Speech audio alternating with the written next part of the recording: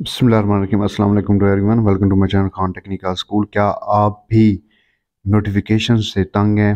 किसी ऐसी ऐप के नोटिफिकेशन से तंग है जिसके बहुत ज़्यादा नोटिफिकेशन आते हैं, तो उसको आप नोटिफिकेशन को ऑफ कैसे कर सकते हैं, ये आज की वीडियो में आपको करके दिखाता हूँ। इसका बहुत ही सिंपल सा तरीका है।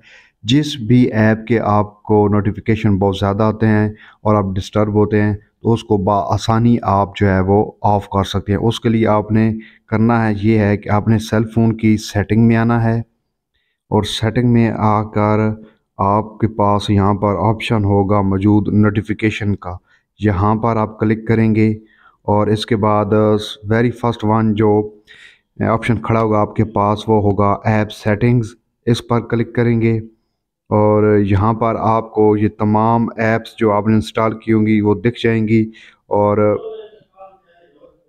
तो उसको आप सिंपली यहाँ पर इस तरह ऑफ़ कर दें। तो मुझे जो नोटिफिकेशन तंग कर रहे थे वो स्नैपचैट के थे, बार बार इतने ज़्यादा नोटिफिकेशन आते थे।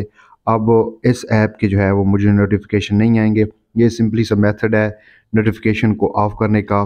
देख रहिए खान टेक्निकल स्कूल, और इसको लाइक सब्सक्राइब और शेयर ज़रूर कीजिए इस तरह की इंफॉर्मेटिव और ट्यूटोरियल वीडियोज़ के लिए।